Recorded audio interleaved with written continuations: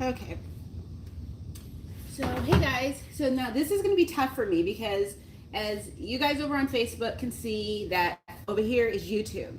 So, I'm going to do this all at once because I am on limited time. So, I'm going to wait a little bit for folks to come on, and Facebook is really coming on. So, thank you guys for joining me this morning. I super appreciate it. And I have a couple people over on YouTube, but right now these are eggs that I got at Costco. I also get eggs straight from a farm, truly organic pasture raised eggs, and I'm picking up 6 dozen tomorrow. But I was between pickups, so I stopped at Costco because they have certified humane pasture raised organic eggs there. They used to be about $5 a carton or something like that. Like, yeah, $5 a carton. But I don't know if someone clued them in on what a value that was because their prices went way up.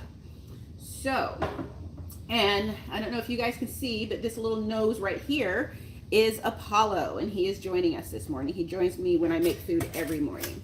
So, for people who are new, my name is Kimberly. I write the blog Keep the Tail Wagging. This is a personal blog. I am not a veterinarian, nor am I a nutritionist. Hey, Krista. I am just a dog mom who transitioned her dogs to a raw food diet, found it very complicated, and so I started sharing what I was learning with other people. So the purpose of these videos is just to show people how easy it is to put together a meal. This morning, I'm going to put together a completely quote unquote unbalanced meal. And the reason why I call it unbalanced is because I'm not going to be adding supplements.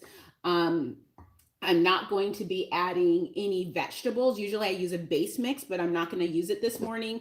I'm just going to mix up a meal. And this is basically what happens if I'm low on ingredients. I'm not low today.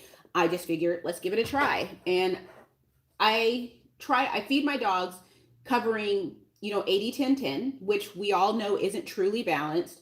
But then I add in things like a source for omega-3 fatty acids, a source for zinc, like more zinc, more vitamin B, since that's a water soluble vitamin and our dogs pee it out every day. So I want to make sure they get more heart meat in their diet, little things like that. But today I'm just going to wing it. So Rodrigo is getting ground wings because the other dogs are eating beef this week, and he is allergic to beef, or he has a beef sensitivity. So I feed raw eggs every other day, and there we go. And I usually have a bowl out here to keep the shells because when I get store-bought eggs, I don't keep the shells, but they'll just go here. And so I'm just I don't feed the shells, nor do I keep them to grind them up or anything. And the reason why is because I don't know what they have been rinsed with. So I did a video like this, I believe it was last weekend when on YouTube, and I deleted it this week because I was getting a lot of questions about supplements. And there's a lot of confusion going on. And because of those questions, I went through my blog, and I used to every year write these are the supplements I give to my dogs style post. And I deleted all of them and replaced them with a post that basically says, before you add supplements, read this.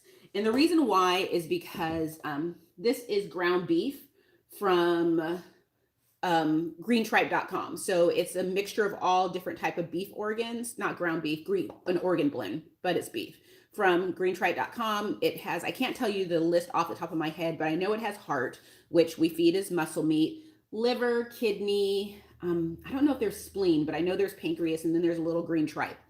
So everyone's going to get a little bit of this. Rigo's going to get a little bit more because the dogs are eating a beef organ blend, whereas ground beef plus organ, so they don't need as much of this. You could say that they don't need any of it, but I honestly think that feeding a little more organ meat, as long as your dog's gut can handle it, is a good idea because there are so many nutrients in organ meat. So since I just have a little tiny bit left in the bowl, I'm just going to split this between all the dogs. Just to, what's the point? It's not going to feed them all tomorrow or tonight. And then tonight, I'm going to be thawing out green tripe and what's the other thing that I'm thawing out? Rabbit. And that's what the dogs are going to be eating next week. Not together, but that's going to be on the menu. So, yep, that's gone. Woohoo. So about the supplements, a lot of people were asking me about supplements, sort of like, what supplements do I feed to my dog? And I used to be a handy person that will tell you exactly what I thought you should feed their dogs. But I don't really know because I don't know your dogs. And I made the mistake of taking advice from well meaning strangers online, and it cost me hundreds and hundreds of dollars. And I don't think you guys need to spend money on dogs that way. So right now I'm scooping in, this is the beef Oregon blend. It comes from a local farm, and I'm just scooping a little bit. I weigh everyone's meal because I'm very particular about how much I feed my dogs, and I don't want to risk overfeeding my dogs. So when it comes to supplements, I think it's okay to ask people like, have you found a supplement that you like for blank? That's fine. But I think I'm really hesitant to start giving advice on what people should give to their dogs. And the reason why is because over the years, I've noticed a lot of supplement sites coming up where all it is sites that sell supplements for pets. And they claim to be natural. If you look at the ingredients on the supplements, you can tell that it's not natural. And they're using, they're using like designs on their sites that are green and white that bring to mind natural and organic. And I just think I actually have spoken to people who these companies are reaching out to people who they feel are influencers, not necessarily bloggers, not necessarily YouTubers, just people who have a big following on social media, and they're trying to convince these people to promote their supplements. And so what I foresee is we're going to see a lot of people within the community and outside of the community. I let Apollo lick the spoon. Outside of the community, start promoting supplements. And I think that this is a bad idea. And the reason why is because it takes away the need for people to do their own homework.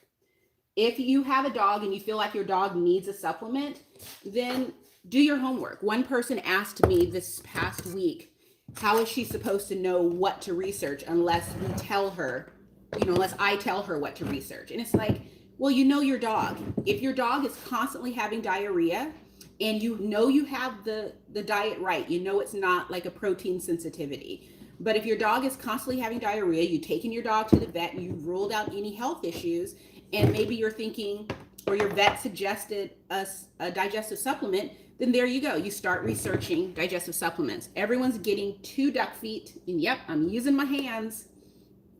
2 duck feet in their meal because I like the crunch. This is not a source of calcium for my dogs. This is just me loving to hear them crunching on their food. If you have a dog that has, skin problems or they're constantly itching, then you can ask yourself, what types of foods prevent itching or help with itching? One thing, omega-3 fatty acids. Great. What type of omega-3 fatty acids do you want to add to your dog's diet? There's tons of them out there. There's all kinds of stuff. So I can tell you what supplements I give to my dogs, but it's not necessarily going to work for your dogs, only because I've been doing this for close to 7 years.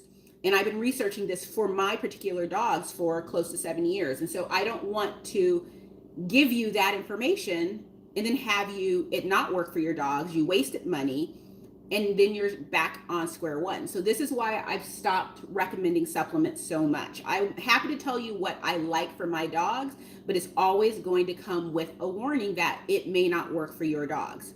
So this is the meal. It is just plain meal, no vegetables. It is perfectly fine for me to feed my dogs this way. I'm not going to come back later and like double up on vegetables or base mix to cover what I might have missed this morning. I'm not worried about adding omega-3 fatty acids to the meal this morning. I'll just add them this evening. And I'm okay with that. I balance over time. And I think that this is a valid way to feed your dogs. My dogs are healthy. The vet says they're healthy. It's not just me saying that they're healthy. And I'm going to turn this camera so you guys can see this. But this is a valid way. And the reason why I like to feed my dogs this way is because it's easy. I don't stress. I'm sitting here talking to you and I put together 5 meals. is super, super easy.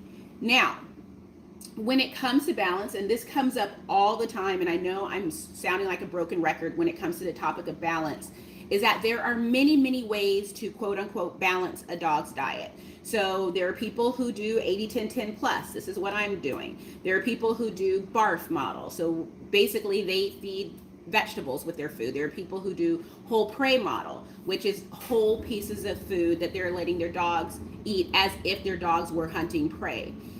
People who do a modified prey model. So maybe it'll have more ground pieces and things like that because they can't do or don't want to do whole prey. There's so many different ways. There's pre-made raw. There's NRC balancing based on the NRC or APCO standards. There are many ways to get to a healthy dog.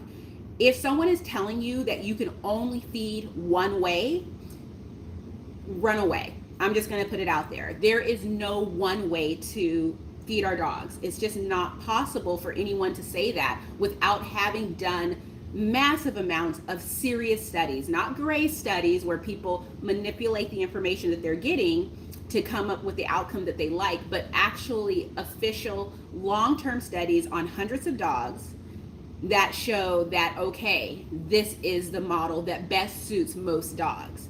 But as it stands now, we don't have anything like that. What we have is a bunch of anecdotal information and all of us in the raw feeding community sharing what we're doing, and that's what I'm doing here. So I have been told that this is irresponsible, so be it. I just happen to know that making raw feeding complicated for the most of the people out there and making them feel like they can't feed raw or having people go back to feeding kibble when they don't want to or when kibble is making their dog sick, I think that that is irresponsible and I think it's cruel. So this is what I do. It's great. My dogs are healthy. I have 5 of them. My little teeny little study of almost 7 years of feeding multiple dogs a raw food diet has shown that this is what works best for our dogs in our home. It may not work best for other people's dogs, but it's what works best for ours. And I share it just to give you guys an idea of something that you can do. Now, I highly recommend that you follow multiple raw feeders, and not just raw feeders who like maybe feed the way I do, but raw feeders who do feed based on NRC, raw feeders who do feed based on whole prey, or who only do commercial raw even. Do all of that because that's how you're going to get all of the information you need. Over the years, I followed multiple people. I've joined different groups, been kicked out of many groups, and you know, I basically took information from everybody, and that's what led me to feeding this way. And this is what works for my dogs. So I just highly encourage you to do that. But back to the supplements, please, please be wary of anyone who is constantly selling a supplement. Even if it's not their company, if they're constantly pushing a supplement on you, if they're telling you that you can't feed your dogs a raw diet without having supplements. I actually had a blog post, just let's see my face. I'm so embarrassed about this. Oh my God. I actually had a blog post that said, if you're feeding raw, you need to add these like 4 supplements to your dog's diet. No, that is absolutely wrong. I can't possibly know what your dogs need if I don't know what your dogs are being fed. So for me to tell you that you need to add a digestive supplement to your dog's diet when you regularly feed, I was looking for Apollo, it's like, where did he go? He's right here. When you regularly feed, for instance, fermented fish stock, you don't need that because you're getting it from the fermented fish stock, along with a whole lot of other things, because that is such a healthy food. So that's what I wanted to say this morning. It's a quick one. I need to go and feed these dogs. I want to say thank you guys very much for tuning in and watching. I will go back and look at anyone's questions or comments after I finish feeding the dogs and respond via computer.